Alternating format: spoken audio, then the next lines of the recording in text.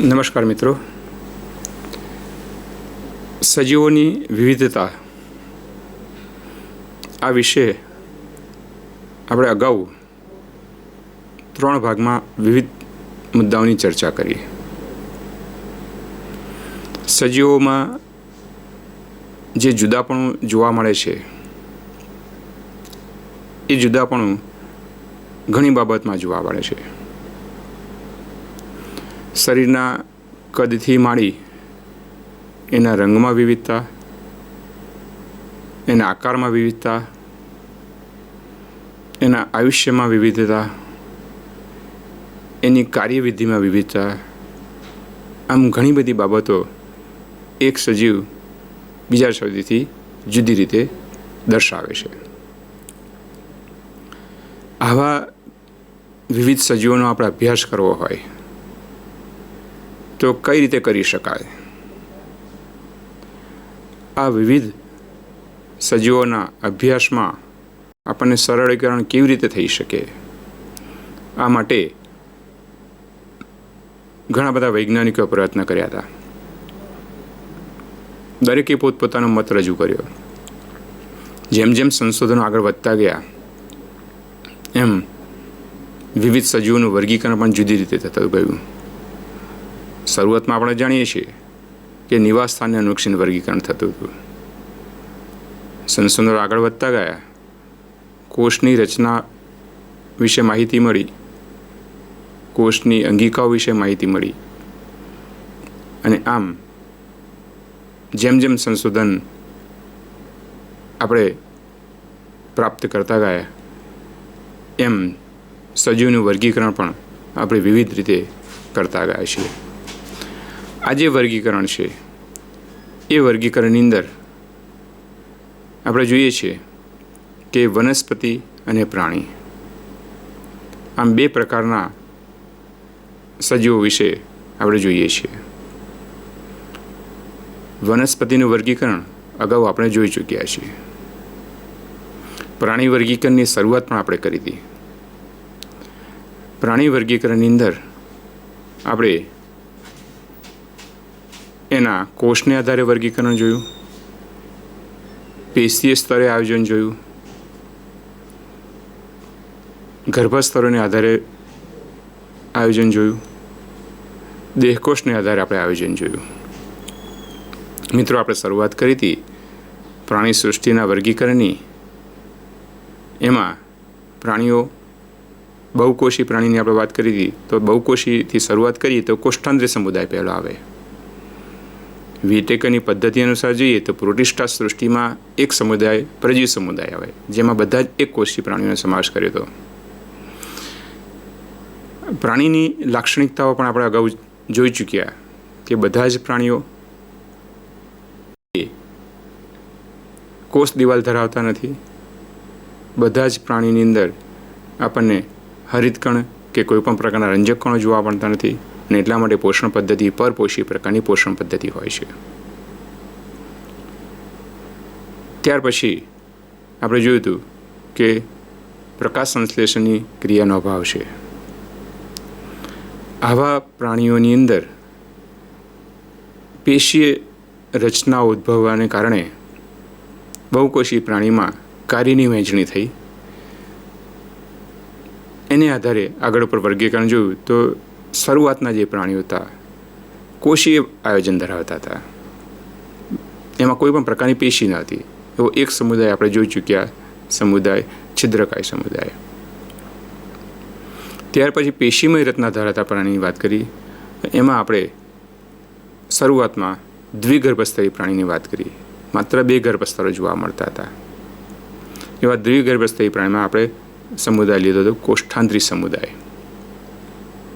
ત્યાર પછીના બધા પ્રાણીઓ ત્રિગર્ભસ્તરીય હતા, એટલે 3 ગર્ભસ્તરો જોવા મળતા હતા. એવા 3 ગર્ભસ્તર ધરાવતા પ્રાણીની આપણે વાત કરીએ તો સમુદાય પૃથુકૃમિથી આપણે શરૂઆત કરી હતી, જે ત્રિગર્ભસ્તરીય હતા. ત્રિગર્ભસ્તરીય પ્રાણીમાં આપણે દેહકોષને અનુલક્ષીને વર્ગીકરણ કર્યું. જેમાં દેહકોષ ન જોવા મળે એને આપણે અદેહકોષ્ઠી પ્રાણી કીધા. એવા અદેહકોષ્ઠી પ્રાણીની અંદર સમુદાય પૃથુકૃમિની આપણે વાત કરીએ કેટલાક પ્રાણીઓમાં દેહકોષ એ સાચો નથી હોતો અથવા ખોટી શરીરગુહા ધરાવતા પ્રાણી છે. કુટ દેહકોષ્ઠી પ્રાણી તરીકે ઓળખીએ છીએ.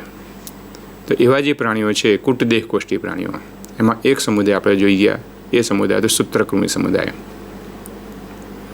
ત્યાર પછીના પ્રાણીઓ જે છે એ દેહકોષ્ઠી પ્રાણી તરીકે ઓળખીએ છીએ કે જેમાં સાચી શરીરગુહા જોવા મળતી હોય. તો સાચી શરીરગુહા ધરાવતા પ્રાણીની અંદર આપણે નુપુરક સમુદાયથી શરૂઆત કરીએ. એમાં આપણે સમુદાય લીધો નુપુરક લીધો, સંધિપાદ, મૃદુકાય અને શૂળત્વચી સુધી આપણે જોયું.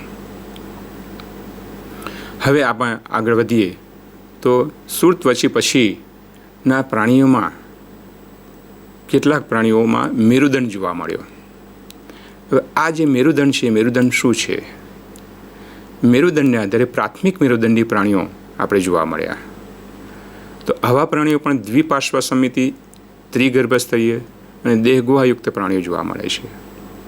એમાં શરીરના વધારાના લક્ષણમાં આપણે કહી શકીએ કે મેરુદંડ જોવા મળે છે. હવે જે પ્રાણીઓમાં આ નવું લક્ષણ જીવનની કેટલીક નિશ્ચિતપણે અવસ્થામાં હાજર હોય છે, તો એવા જે પ્રાણીઓ છે એમાં પ્રાથમિક મેરુદંડી પ્રાણીઓ કહી છે, પ્રોટોકોર્ડેટા કહી શકીએ છીએ. આ મેરુદંડ જે છે એ ચોક્કસ અવસ્થા દરમિયાન જ જોવા મળતા હોય છે અને એટલા માટે એને પ્રાથમિક મેરુદંડી કહી શકીએ. આજીવન આપણને જોવા મળતા નથી. એ પ્રાણીની આપણે બીજી લાક્ષણિકતા જોઈએ તો ચેતાપેશીને અન્નમાર્ગથી અલગ કરે છે. આ મેરુદંડ જે છે ચેતાપેશીને અન્નમાર્ગથી અલગ કરે છે. બીજું એનું કાર્ય છે સ્નાયુને જોડવા માટેનું સ્થાન આપી શકે છે અને એના કારણે એ પ્રચલન સરળતાથી થઈ શકે છે. પણ આવા જે પ્રાથમિક મેરુદંડી પ્રાણીઓ છે એ પ્રાથમિક મેરુદંડી પ્રાણીઓમાં એ આજીવન જોવા મળતો હોય છે એવું નથી.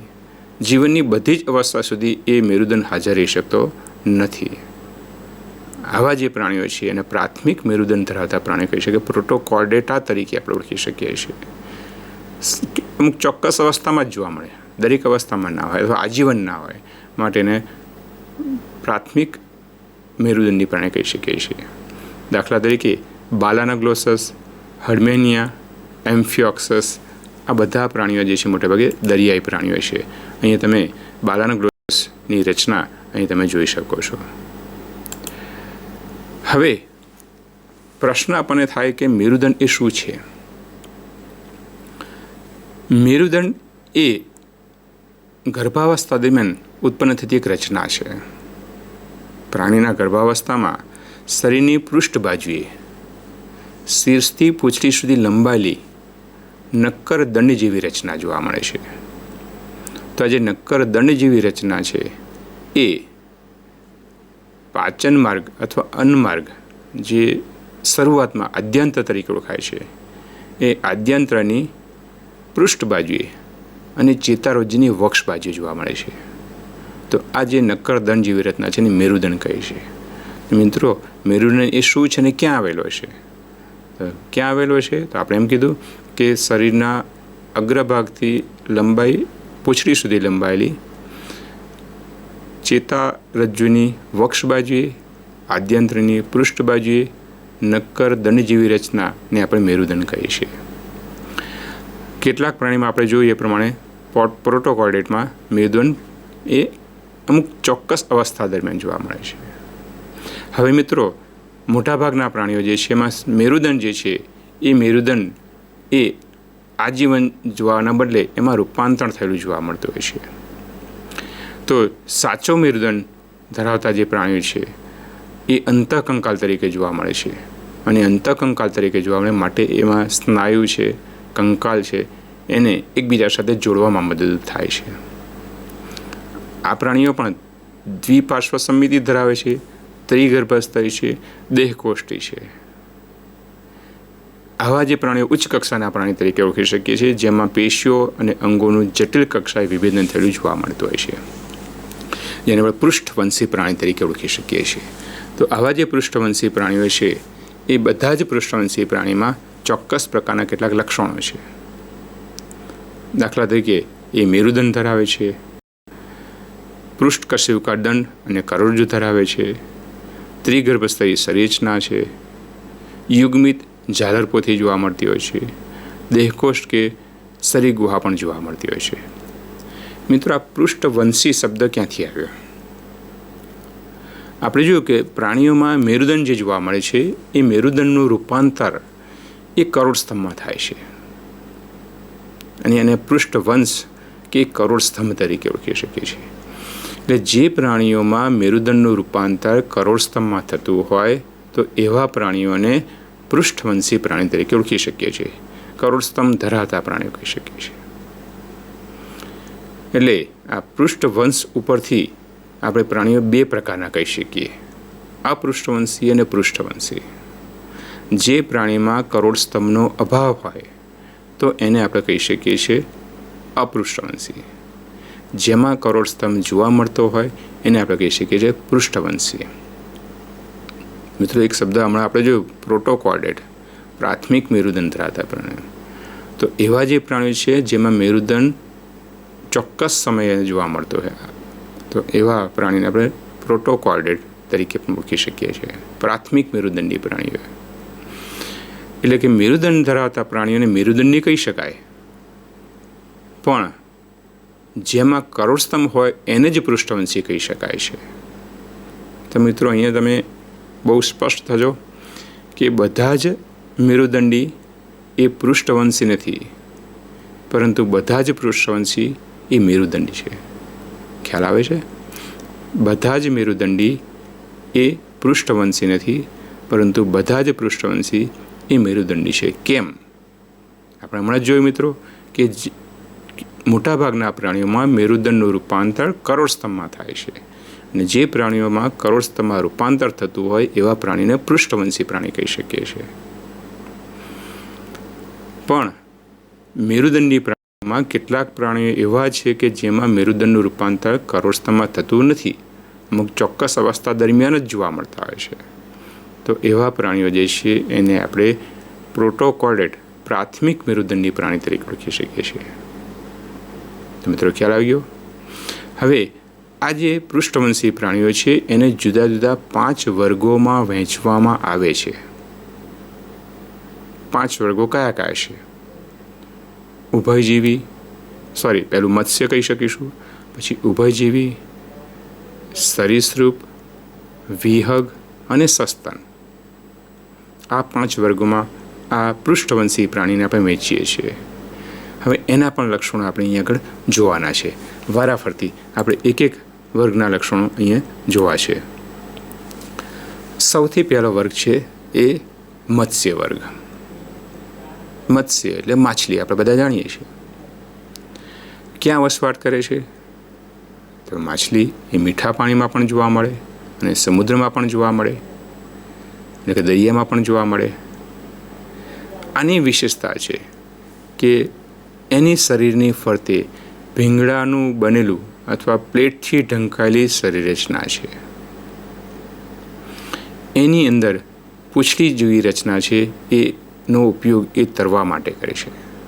મિત્રો, તમે માછલીને તરતી જોઈ છે, ઘણા બધા માછલી ઘરે રાખે છે, તો તમે જોજો પૂંછડી એ હલાવશે અને એના કારણે એ તરવામાં એ મદદ થતી રચના આપણે કહી શકીએ છીએ. આવી જે રચનાઓ જે છે એની અંદર માછલી જેવી રચનાની એક વિશેષતા છે કે એનું શરીર ત્રાકાકાર છે. ચપટું છે, સ્લિમ લાઇન બોડી એને કહીએ છીએ.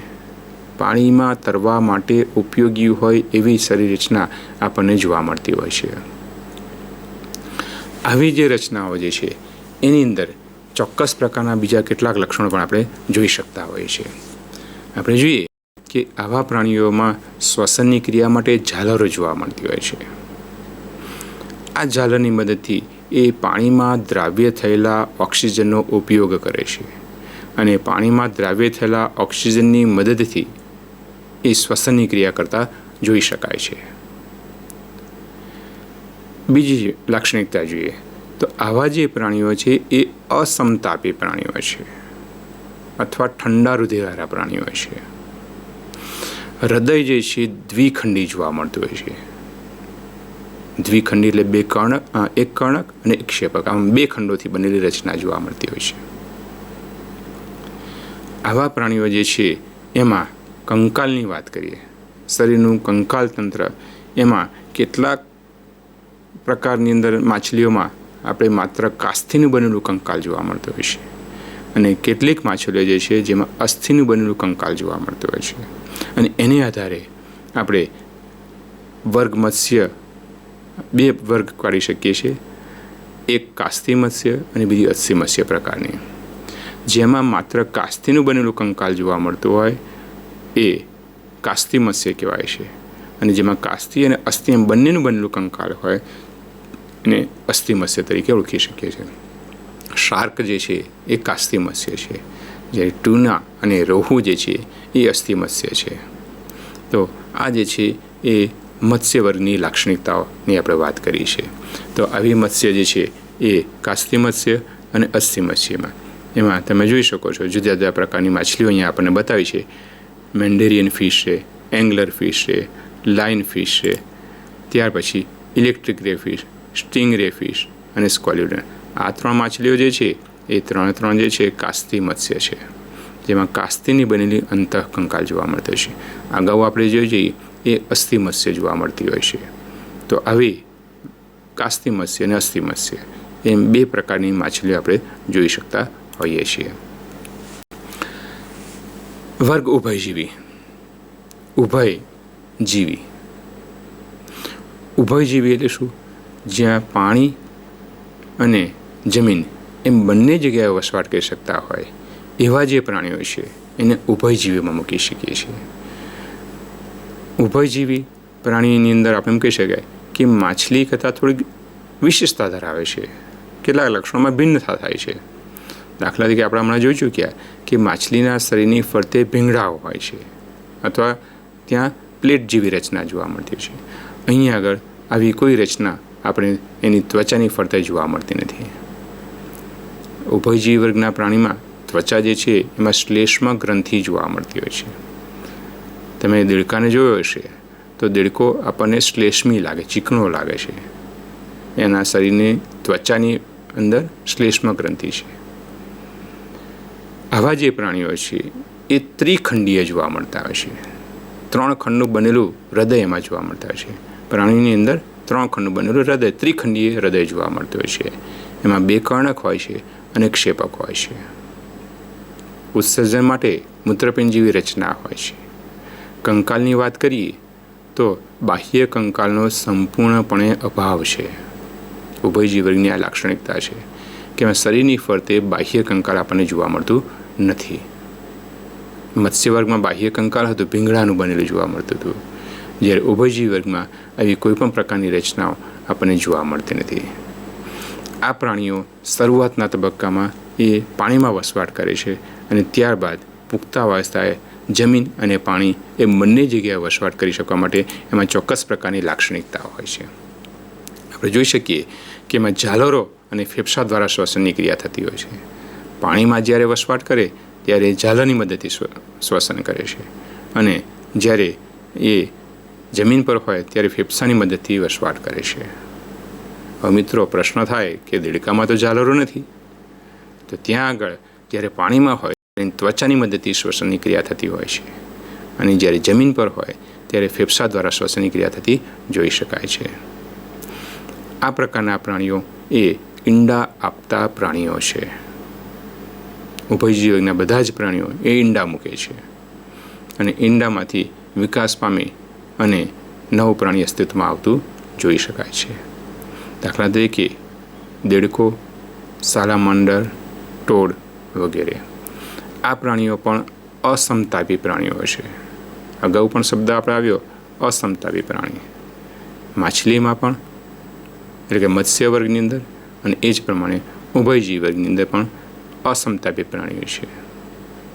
હવે પછીનો જે વર્ગ છે એ પ્રાણીની પણ વાત કરી લઈએ, પછી અસમતાપી અને સમતાપી વિશે આપણે જોઈએ છીએ. તો ઉભયજીવીના લક્ષણ ઉદાહરણમાં દેડકો, સાલામાન્ડર, ટ્રી ફ્રોગ અથવા એને હાયલા કહી શકીએ છીએ અને ટોડ. તો આ બધા જ પ્રાણીઓ જે છે એ ઉભયજીવી વર્ગના પ્રાણીઓ છે જે જમીન અને પાણી એમ બંને જગ્યાએ પુખ્તાવય અવસ્થાએ વસવાટ કરી શકતા જોઈ શકીએ છીએ. હવે પછીનો વર્ગ છે વર્ગ સરીસૃપ. સરીસૃપ રેપ્ટેલિયા. તો રેપ્ટેલિયાની અંદર આપણે કહી શકાય કે આ જે પ્રાણીઓ છે એ પ્રાણીઓ એ પેટે સરકીને ચાલનારા પ્રાણીઓ છે, પેટે ઘસડાઈને ચાલનારા પ્રાણીઓ છે, માટે એને નામ પડે છે સરીસૃપ. અહીંયા આગળ પણ શરીરની ફરતે આવેલી જે ત્વચા છે સૂકી હોય છે અને એ ભીંગડા દ્વારા આવરિત હોય છે. આ જે પ્રાણીઓ છે એ પ્રાણીઓ પણ ઠંડા રુધિરવાળા અથવા અવસમતાપી પ્રાણી છે. હૃદયની લાક્ષણિકતા જોઈએ તો સામાન્ય રીતે ત્રિખંડીય હૃદય હોય છે. અહીંયા આગળ અપવાદરૂપ મગરમચ્છ જે છે એનું હૃદય સંપૂર્ણ 4 ખંડનું બનેલું છે. બાકીના તમામ પ્રાણીઓ સરીસૃપ વર્ગના જેની અંદર આપણે હૃદય એ માત્ર ખંડનું બનેલું છે, અથવા તો બીજી રીતે કહેવું તો 4 અપૂર્ણ ખંડનું બનેલું છે એમ કહી શકાય. 2 કર્ણક છે અને ક્ષેપક એ અપૂર્ણ ખંડોમાં વિભાજિત થયેલું જોવા મળતું હોય છે. મૂત્રપિંડની રચના જોવા મળતી હોય છે જેની મદદથી એ ઉત્સર્ગ પદાર્થનો નિકાલ કરી શકે છે. આ પ્રાણીઓ પણ ઈંડા મૂકે છે. એના ઈંડા જે છે મજબૂત કવચથી ઢંકાયેલા જોવા મળતા હોય છે. આવા જે પ્રાણીઓ જે છે એમાં ઈંડા એ જમીન પર મુકાય છે. અગાઉ પણ પ્રાણી આપણે જોયા હતા ઉભયજીવી વર્ગના પ્રાણી, એમાં ઈંડા મુકાય છે પણ પાણીમાં મુકાય છે, પાણીની આવશ્યકતા રહે છે. અહીંયા આગળ આ પ્રાણીને ઈંડા મૂકવામાં પાણીની આવશ્યકતા નથી, જમીન પર ઈંડા મૂકે છે. દાખલા તરીકે સાપ, ગરોળી, કાચબો, મગરમચ્છ આ પ્રાણીઓ જે છે એ ઈંડા મૂકનાર પ્રાણીઓ થયા કહી શકાય. તમે જોઈ શકો છો ગરોળી છે, કેટલીક ઉડતી ગરોળી વિશે પણ તમે સાંભળ્યું હશે, સાપ છે, કાચબો છે, આ બધા સરીસૃપ વર્ગના પ્રાણીઓ છે. મિત્રો અહીં પ્રશ્ન થાય કે કાચબો એ ઉભયજીવીમાં ન આવે? ના. ઉભયજીવી અને સરીસૃપના લક્ષણોમાં એક બાબત આપણે કીધેલી કે ઉભયજીવીમાં શ્વસન માટે ઝાલરો હોય છે, ફેફસા હોય છે કે ત્વચા દ્વારા શ્વસન થાય છે. સરીસૃપ વર્ગના પ્રાણીઓ માત્ર ફેફસા દ્વારા શ્વસન કરે છે. ઉભયજીવી વર્ગના પ્રાણીઓ ઈંડા પાણીમાં મૂકે છે, જ્યારે સરીસૃપ વર્ગના પ્રાણીઓ ઈંડા જમીન પર મૂકતા હોય છે. અને એટલા માટે જ કાચબો એ આપણે પાણીમાં પણ વસવાટ કરી શકીએ છીએ, પણ છતાં એને આપણે ઉભયજીવીમાં મૂકતા નથી, સરીસૃપમાં મૂકીએ છીએ, કારણ કે હંમેશા એ શ્વસન એ ફેફસા દ્વારા જ કરતા હોય છે. હવે આપણે 3 વર્ગ લીધા. પહેલો વર્ગ લીધો એ મત્સ્ય વર્ગ લીધો, બીજો વર્ગ લીધો એ સરીસૃપ, ઉભયજીવી, મત્સ્ય અને સરીસૃપ. આ 3 વર્ગમાં એક શબ્દ સામાન્ય આપણે જોયું જે અસમતાપી પ્રાણી અથવા ઠંડા રુધિર પ્રાણીની વાત કરીએ. હવે પછીનો જે સમુદાય આપણે આવશે વર્ગ આવશે એ વર્ગને આપણે વિહગ પર કહીશું, અને એ ઉષ્ણ રુધિરવાળા પ્રાણી છે અથવા સમતાપી પ્રાણી છે. મિત્રો બંને શબ્દો આપણે પહેલાં સમજી લઈએ. અસમતાપી પ્રાણીઓ એટલે શું અને સમતાપી પ્રાણી એટલે શું? તો જે પ્રાણીના શરીરનું તાપમાન એ વાતાવરણના તાપમાનની સાથે બદલાય એવા પ્રાણીઓને આપણે અસમતાપી પ્રાણી કહીશું, અથવા ઠંડા રુધિરવાળા પ્રાણી કહીશું, અથવા શીત રુધિરવાળા પ્રાણી કહીશું. જે પ્રાણીઓમાં શરીરનું તાપમાન એ વાતાવરણના તાપમાનની સાથે બદલાય છે માટે એને કીધું છે અસમતાપી, ઠંડા રુધિરવાળા, શીત રુધિરવાળા પ્રાણી કહીશું. એટલે કે વાતાવરણ ઠંડુ થાય તો શરીરનું તાપમાન પણ ઠંડુ થાય, વાતાવરણમાં બહાર ગરમી વધે તો શરીરની અંદર પણ ગરમી વધે છે. તો એવા જે પ્રાણીઓ છે એને આપણે કહીશું અસમતાપી પ્રાણી. જ્યારે હવે પછીના વર્ગની વાત કરીશું વિહગ અને સસ્તન. એ બંને પ્રાણીઓમાં સમતાપી શબ્દ મૂકીએ છીએ, અથવા તો ઉષ્ણ રુધિરવાળા પ્રાણી કહીશું, અથવા ગરમ રુધિરવાળા પ્રાણી કહીશું. તો ઉષ્ણ રુધિરવાળા અને ગરમ રુધિરવાળા પ્રાણીઓ એટલે શું? તો જે પ્રાણીમાં વાતાવરણના તાપમાનના ફેરફાર સાથે શરીરનું તાપમાન બદલાતું નથી, શરીરનું તાપમાન નિશ્ચિત રહેશે, તો આવા જે પ્રાણીઓ છે એને સમતાપી પ્રાણી તરીકે ઓળખી શકીએ છીએ. તાપમાન ચોક્કસ હોય, બહાર ગરમી હોય કે ઠંડી હોય, શરીરનું તાપમાન નિશ્ચિત જ જળવાય છે, માટે એને સમતાપી કીધું છે, અથવા ઉષ્ણ ઋતુવાળા અથવા ગરમ ઋતુવાળા પ્રાણી તરીકે ઓળખી શકીએ છીએ. તો મિત્રો ખ્યાલ આવી ગયો અસમતાપી અને સમતાપી શબ્દ વચ્ચેનો ભેદ. તો વિહગ વર્ગની વાત કરીએ. વિહગ વર્ગના પ્રાણી પણ ઉષ્ણ ઋતુવાળા છે કે સમતાપી છે કે ગરમ ઋતુવાળા પ્રાણી છે. આ વર્ગના પ્રાણીની અંદર હૃદય એ સંપૂર્ણ 4 ખંડનું બનેલું છે, એટલે કે 2 કર્ણક છે, 2 ક્ષેપક છે. આ પ્રાણીઓ પણ ઈંડા મૂકે છે.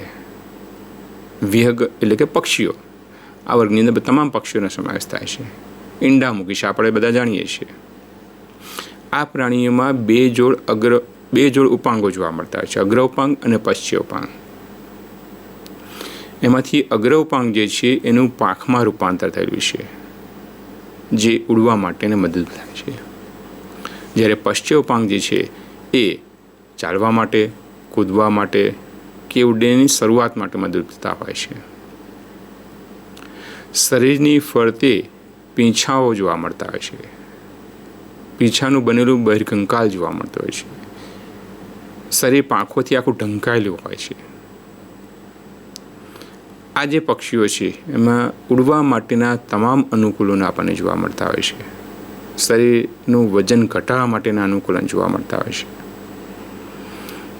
બધા જ પક્ષીઓ તમે ઓળખો છો. એમાંને કેટલાક ઉદાહરણ આપણને અહીં આપ્યા છે. સફેદ બગલો, બતક, શામરૂગ, કબૂતર, ચકલી, આ બધા તમે એમાં અંદર બતાવી શકો છો. તો અહીં આગળ આ વિહગ વર્ગની અંદર બતક છે, કાગડો છે, શામરૂગ છે, કબૂતર છે, ચકલી છે. મિત્રો અહીં એક ચોક્કસ બાબતને આપણે જોઈએ કે આ શામરૂગ જે છે એ ઉડી શકતું નથી. કેટલાક પક્ષીઓ એવા છે કે જે ઉડી ના શકતા હોય, એને આપણે કહીએ છીએ કે ફ્લાઇટલેસ બર્ડ્સ તરીકે ઓળખવામાં આવે છે, ન ઉડી શકનાર પક્ષીઓ. એના ઉદાહરણમાં શામરૂગ છે, કીવી છે, ઈમુ છે, આ બધા તમે જાણી શકો છો. હવે પછીનો વર્ગ જે છે એ સસ્તન વર્ગ છે. સસ્તન વર્ગ મેમેલિયા તરીકે આપણે ઓળખી શકીએ છીએ. આ પ્રાણીની આપણે વાત કરીએ તો આ પ્રાણીઓ પણ કેવા છે? ઉષ્ણ ઋતુવાળા પ્રાણીઓ છે, ગરમ ઋતુવાળા પ્રાણીઓ છે. આવા પ્રાણીઓ જે છે એનું હૃદય પણ સંપૂર્ણ 4 ખંડનું બનેલું જોવા મળતું હોય છે, 2 કર્ણક, 2 ક્ષેપક. આ પ્રાણીની વિશેષતા છે કે એ પ્રાણીઓ નવજાત શિશુને પોષણ આપવા માટે સ્તન ગ્રંથિ ધરાવતા જોઈ શકાય છે, માટે એને સસ્તન તરીકે ઓળખી શકીએ છીએ. સ્તન ગ્રંથિ ધરાવતા પ્રાણીઓ સસ્તન પ્રાણીઓ. બચ્ચાને પોષણ આપવા માટે આવેલી આ વિશિષ્ટ પ્રકારની ગ્રંથિ છે. દૂધનો સ્ત્રાવ કરે છે. નરમાં એ નિષ્ક્રિય હોય છે, જ્યારે માદામાં એ સક્રિય બને છે. બચ્ચાના જન્મ પછી દૂધનો સ્ત્રાવ કરે છે. આ ઉપરાંત આ પ્રાણીની અંદર બીજી પણ કેટલીક ગ્રંથિ આવેલી છે. ત્વચાની અંદર આવેલી પ્રસ્વેદ ગ્રંથિ અને તૈલ ગ્રંથિ, જે માત્ર આ વર્ગમાં જ જોવા મળે છે. પ્રસ્વેદ ગ્રંથિ અને તૈલ ગ્રંથિ. પ્રસ્વેદ ગ્રંથિ એ શરીરનું તાપમાન જાળવી રાખવા માટે મદદ થાય છે અને કેટલીક વખતે ઉત્સેચક પદાર્થના નિકાલમાં પણ મદદ થાય છે. તૈલ ગ્રંથિ એ આપણી ત્વચાને એ સ્મૂથ રાખે છે. આવા સસ્તન વર્ગના પ્રાણીની અંદર બીજી પણ કેટલીક લાક્ષણિકતા જોઈએ તો મોટે ભાગે આ પ્રાણીઓ જે છે એ બચ્ચાને જન્મ આપતા હોય છે. અને કેટલાક એવા છે પ્રાણીઓ કે જે ઈંડા મૂકે છે. દાખલા તરીકે શેળો અને પ્લેટીપસ.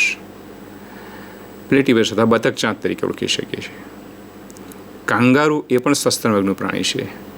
એમાં અવિકસિત નવજાત શિશુ છે એને માર્સુપિયસ નામની કોથળીમાં ત્યાં સુધી લટકાવી રાખે છે જ્યાં સુધી તેનો સંપૂર્ણપણે વિકાસ પામતો નથી. કાંગારૂ વિશે તમે સાંભળ્યું હશે કે એ કોથળી જેવી રચના પેટ ઉપર ધારણ કરે છે અને એમાં બચ્ચાને રાખે છે.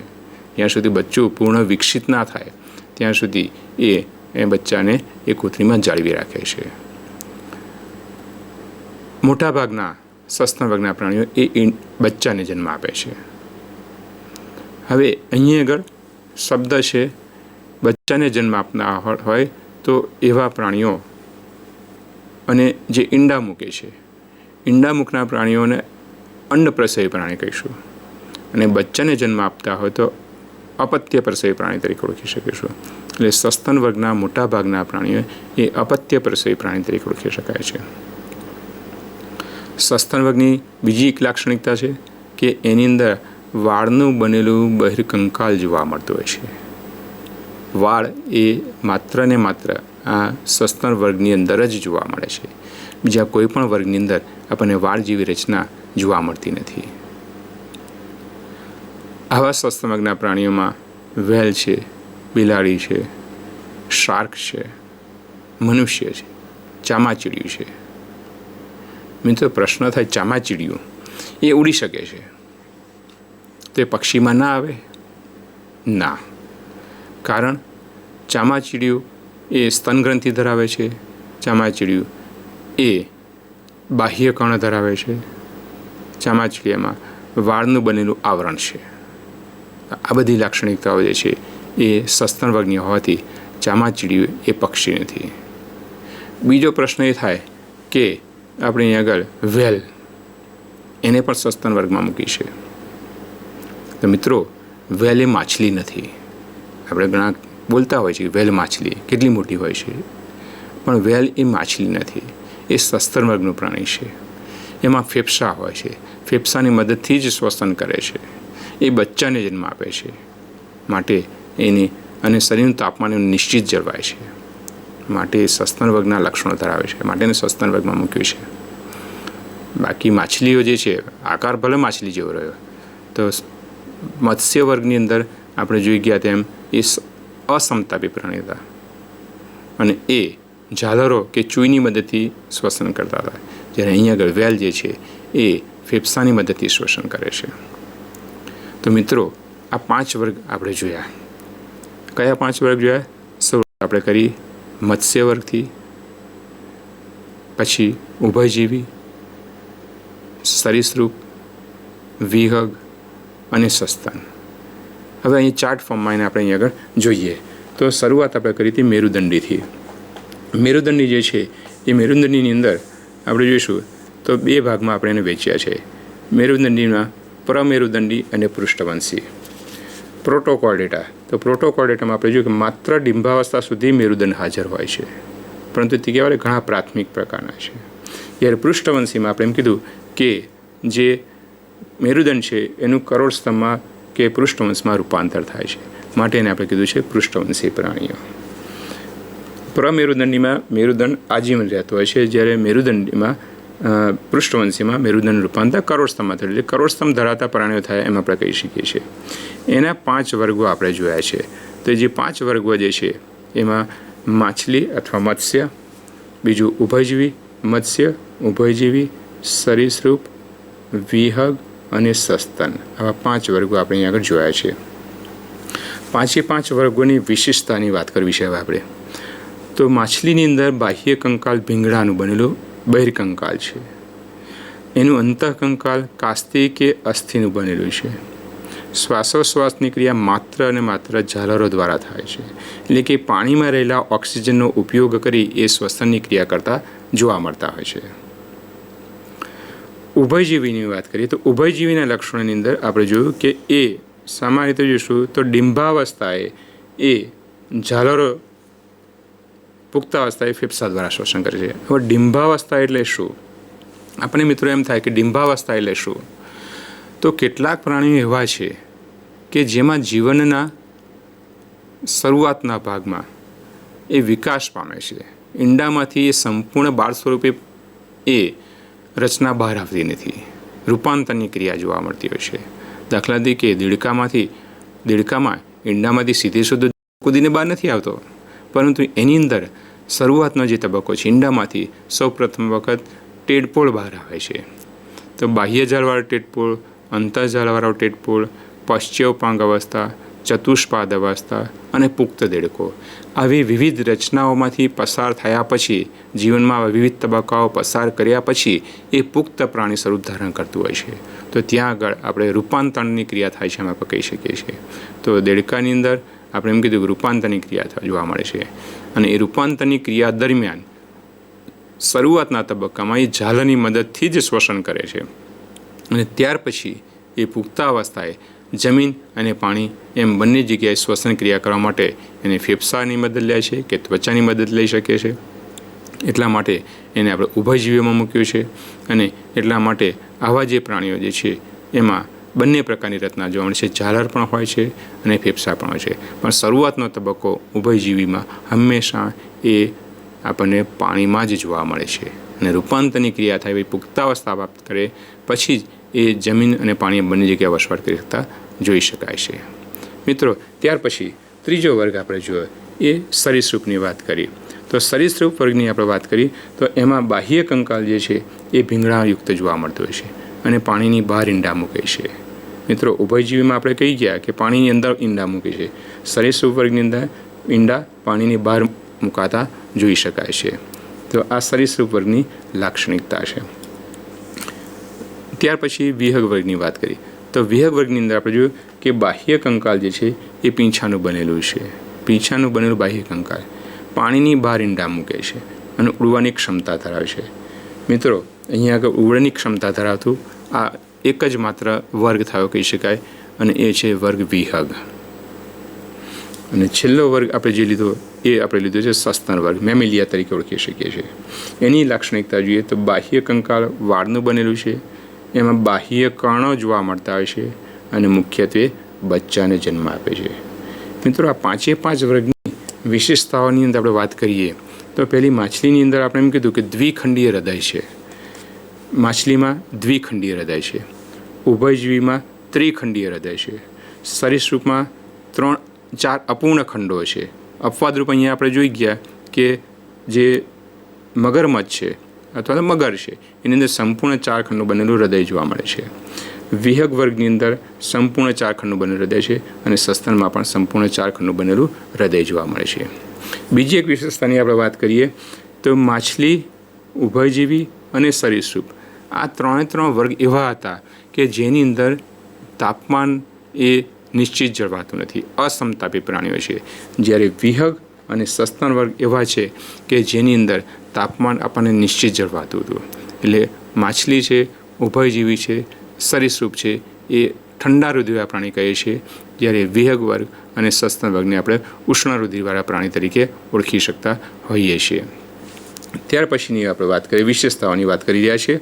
માછલીની વિશેષતા છે કે પાણીમાં તરવા માટેનું અનુકૂલિત શરીર રચના છે. તો તરવા માટેની અનુકૂલિત શરીર રચનામાં એની એક તો સ્ટ્રીમલાઇન બોડી છે. તરવા માટે અનુકૂળ શરીર રચના ત્રાકાકારની શરીર રચના, હોડી જેવી રચના છે એની અંદર. અને આવા પ્રાણીની શરીરની બહારની બાજુએ ભીંગડાનું બનેલું આવરણ જોવા મળતું હોય છે. પૂંછડીની મદદથી એ પ્રચલનની ક્રિયા કરે છે. એમાં એ પૂંછડી સિવાય પણ એમાં મીનપક્ષો જેવી રચના છે જેની મદદથી એ તરી શકતું જોવા મળતું હોય છે. એટલે પાણીમાં તરવા માટેની અનુકૂલિત શરીર રચના છે. અને આવી માછલીઓમાં 2 વિશેષતાઓ પણ આપણે જોઈએ કંકાલની દ્રષ્ટિએ કે અંતઃકંકાલ કેટલાકમાં કાસ્તીનું બનેલું છે, કેટલાકમાં અસ્થિનું બનેલું જોવા મળતું હોય છે. અને એના આધારે કાસ્તી મત્સ્ય અને અસ્થિ મત્સ્ય એવા 2 પ્રકારો આપણે પાડ્યા હતા. ઉભયજીવીની વિશેષતાની આપણે વાત કરીએ તો ઉભયજીવી એ જમીન અને પાણી બંને જગ્યાએ વસવાટ કરી શકે છે. એની અંદર આપણે એમ કીધું કે શરીરનો શરૂઆતનો તબક્કો પાણીમાં છે, અને પુખ્તાવસ્થાએ જમીન અને પાણી બંને જગ્યાએ વસવાટ કરે છે. એની એક બીજી લાક્ષણિકતા જોઈએ કે એમાં શરીરની ફરતે કોઈપણ પ્રકારનું બહિર્કંકાલ જોવા મળતું નથી. મિત્રો, બહિર્કંકાલ અને અંતઃકંકાલ બંને અલગ અલગ છે. બહિર્કંકાલ શરીરની બહારની બાજુએ આવેલી રક્ષણાત્મક રચના છે, અને અંતઃકંકાલ એટલે શરીરની અંદરની બાજુ આવેલી કંકાલની રચના છે. તો મિત્રો, બહિર્કંકાલમાં આપણે જોઈ શકીએ તો કયા કયા આવી શકે? દાખલા તરીકે આપણા શરીરમાં વાળ છે એ બહિર્કંકાલમાં લઈશું. પ્રાણીઓ અંદર શિંગડા છે એ બહિર્કંકાલમાં આવે. કેટલાકમાં આપણે જોઈએ તો નોર જોવા મળે છે. તો નોર અથવા આપણામાં જોવા મળતા નખ એ પણ એક પ્રકારના બહિર્કંકાલ છે. પક્ષીઓમાં જોવા મળતા પીંછા એ પણ બહિર્કંકાલ છે. ઉભયજીવીની લાક્ષણિકતા છે કે આમાંથી કશું જ નથી. તમે જુઓ કે એમાં નખ નથી, નોર નથી, એમાં પીંછા, શિંગડા, ભીંગડા એવા કોઈ પણ પ્રકારની રચના નથી. એટલે બહિર્કંકાલનો સંપૂર્ણપણે એમાં અભાવ જોવા મળતો હોય છે. તો આ પણ એની એક વિશેષતા છે કે ઉભયજીવી વર્ગમાં એમાં રક્ષણ માટે કુદરતે ત્વચા જે છે એની શ્લેષ્મી આપેલી છે, શ્લેષ્મા ગ્રંથિ આપેલી છે. અને એ શ્લેષ્મા હોવાના કારણે શરીરની બહારની બાજુએ આપણે એમ કહી શકાય કે એ પોતે શ્લેષ્મી હોવાથી એ છટકી જાય છે, શિકારી પ્રાણીથી છટકી જતો જોઈ શકાય છે. તો ઉભયજીવી વર્ગની આ લાક્ષણિકતા છે કે કોઈ પણ પ્રકારનું બહિર્કંકાલ આવા પ્રાણીની અંદર આપણને જોવા મળતું નથી. ઉભયજીવી વર્ગની આ વિશેષતા છે. ઉભયજીવી વર્ગની બીજી વિશેષતા પણ આપણે અત્યારે ધ્યાન જોઈએ કે એમાં અગ્ર ઉપાંગમાં 4 આંગળીઓ છે અને પશ્ચિમ ઉપાંગમાં 5 આંગળીઓ જોવા મળતી હોય છે. આ આંગળીઓ છે નખ કે નોર વિહીન જોવા મળતી હોય છે. આવા પ્રાણીમાં બાહ્ય કર્ણનો અભાવ છે, મધ્ય કર્ણ અને અંતઃકર્ણ જ જોવા મળતું હોય છે. આવા જે પ્રાણીઓ છે ઉભયજીવી વર્ગના પ્રાણીમાં એમાં દેડકાની વિશેષતામાં આપણે વાત કરીએ કે શીર્ષ અને ધડ પ્રદેશ એમાં ગરદનનો અભાવ છે અને એટલા માટે જ એમાં ઉપસેલી આંખો જોવા મળતી હોય છે. તો મિત્રો, આ થઈ ઉભયજીવીની લાક્ષણિકતા. ત્યાર પછી સરીસૃપની આપણે વિશેષતાઓ જોઈએ છે. તો સરીસૃપ એટલે આપણે કહી ચૂક્યા કે જે પેટે સરકીને ચાલે છે સરીસૃપ છે. અહીંયા બહિર્કંકાલ છે, ત્યાં ભીંગડાઓ છે. આવા જે પ્રાણીઓ છે એમાંથી કેટલાક પ્રાણીઓમાં સરીસૃપમાં ઉપાંગો અવશિષ્ટ પામેલા છે. દાખલા તરીકે તમે જોઈ શકો છો કે સાપ એમાં કોઈ પણ પ્રકારના આપણને અગ્રોપાંગ કે પશ્ચોપાંગ જેવી રચના જોવા મળતી નથી, કારણ એ દર નિવાસી છે. એ એનું એક વિશેષ પ્રકારનું અનુકૂલન છે. આ પ્રાણીઓ ઈંડા મૂકે છે. ઈંડા મૂકનાર પ્રાણીઓને અંડપ્રસવી કીધા છે અને બચ્ચાને જન્મ આપનાર હોય તો અપત્ય પ્રસવી આપણે કીધા છે. આવા જે પ્રાણીઓ છે એ પ્રાણીની અંદર સરીસૃપ વર્ગની અંદર આપણે જોઈએ તો બહિર્કંકાલ એ સૂકી ત્વચા ધરાવતું હોય અથવા એની ફરતે કેટલાકમાં ભીંગડાની રચના આપણે જોઈ શકતા હોઈએ છીએ. કેટલાકમાં સખત કવચ જેવી રચના પણ આપણે સરીસૃપમાં જોઈ શકતા હોઈએ છીએ. સરીસૃપ પછી વિહંગ વર્ગની આપણે વાત કરી તો વિહંગ વર્ગની વિશેષતાઓ ઘણી બધી છે. તમે જુઓ કે વિહંગ વર્ગની અંદર આપણે જોઈએ કે તમામ પક્ષીઓને મૂકવામાં આવે છે. ઉડવા માટે એમાં શરીર રચના ખૂબ વિશિષ્ટ પ્રકારની છે. ઉડ્ડયન અનુકૂલોને એમાં આપણને જોવા મળતા હોય છે. તો સૌથી પહેલું અનુકૂલન આપણે જોઈ ચૂક્યા કે અગ્રઉપાંગનું પાંખમાં રૂપાંતર થયેલું છે. પાંખની રચના આપણને જોવા મળતી હોય છે. પાંખ દ્વારા એ ઉડી શકે છે. બીજી વિશેષતા છે એની કે પીંછાનું બનેલું બહિર્કંકાલ છે. પીંછાનું બનેલું બહિર્કંકાલ છે. જડબાનું ચાંચમાં રૂપાંતર છે. મિત્રો, આપણે જોઈએ કે પક્ષીઓમાં ચાંચ જોવા મળે છે અને એ ચાંચ જે છે એમાં દાંત નથી હોતા, એટલે એ અનુકૂળતા આપણને વિહંગ વર્ગની અંદર જોવા મળતી હોય છે. આ વિહંગ વર્ગની અંદર આપણે આગળ જોઈએ તો એના હાડકાં પોલા છે, છિદ્રિષ્ટ છે, જેમાં હવા ભરેલી હોય અને એના કારણે એનું વજનમાં ઘટાડો થાય છે અને વજનમાં ઘટાડો થવાના પરિણામ સ્વરૂપે એ પોતે ઉડી શકતા હોય છે. આવા પક્ષીઓ જે છે એ પક્ષીઓની રચનાની અંદર આપણે એમ કહી શકીએ કે ઈંડા મૂકવા માટે અનુકૂલિત રચના છે. આવા પક્ષીઓ જે છે એમાં આપણે એમ કહી શકીએ કે એમાં એક તરફનો જે અંડપીન છે એનો અભાવ છે. વજન ઘટાડવા માટેનું આ એક પ્રકારનું અનુકૂલન છે.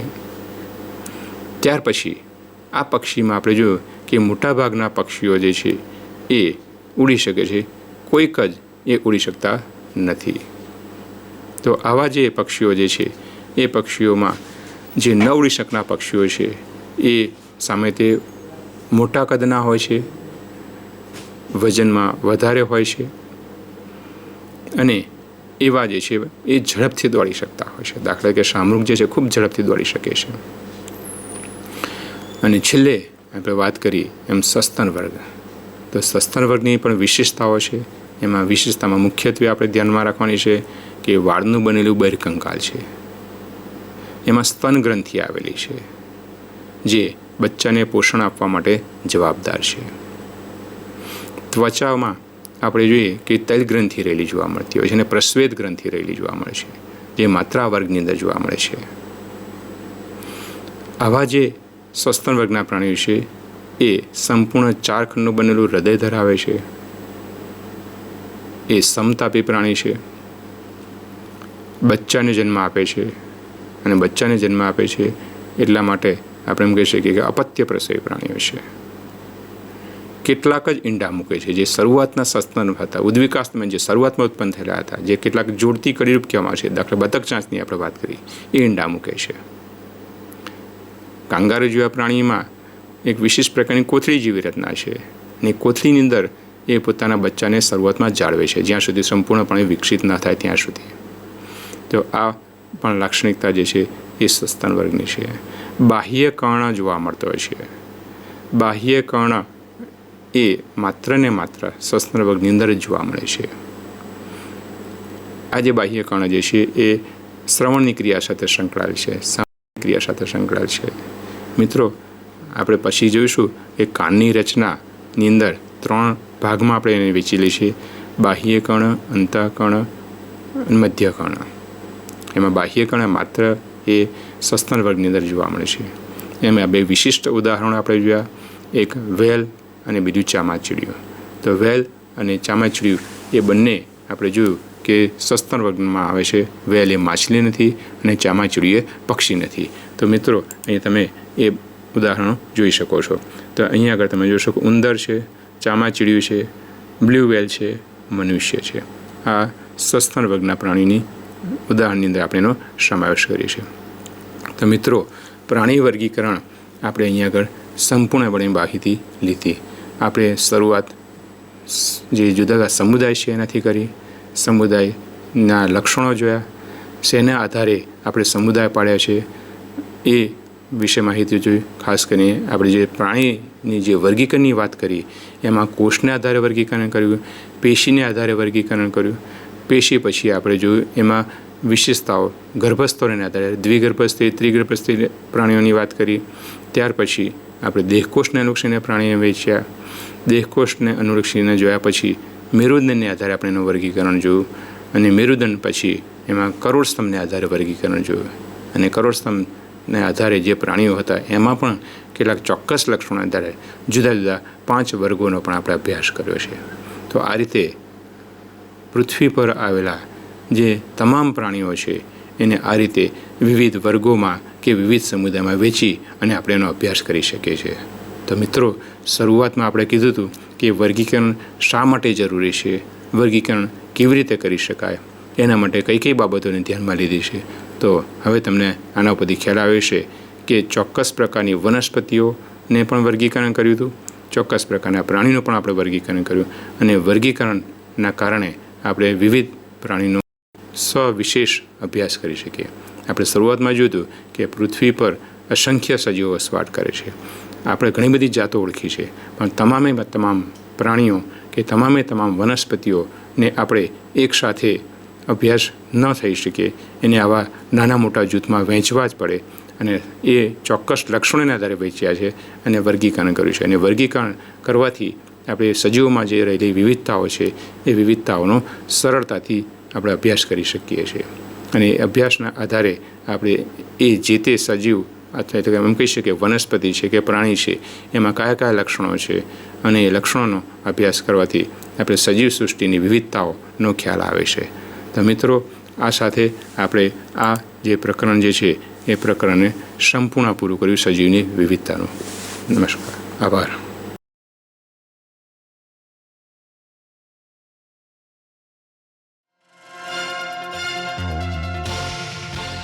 આ કોઈ પણ ઓર્ડિનરી માણસ એ જો ધારે, સંઘર્ષ કરે, મહેનત કરે, યથાવત કામ કરે તો એ પોતાની મંજિલ સુધી પહોંચી શકે છે. આખી જિંદગીની અંદર જ્ઞાન તો વેરાયેલું પડ્યું છે, વિસ્તૃત પડ્યું છે, અને આજના યુગમાં જ્ઞાન એ વિસ્ફોટ થયું છે. જ્ઞાનનો વિસ્ફોટ થયો છે. ચારે બાજુ જ્ઞાન છે. એ જ્ઞાનમાંથી તમારી ઉપયોગી જ્ઞાન તમે મેળવી લો, એ જ્ઞાનમાંથી તમારી ઉપયોગી વસ્તુ તમે મેળવી લો, એ જ તમારા માટે સાચી કસોટી છે. ને કેમ મેળવવું એ તમારે નક્કી કરવાનું છે. મિત્રો, વધારે વાત નથી કરવી.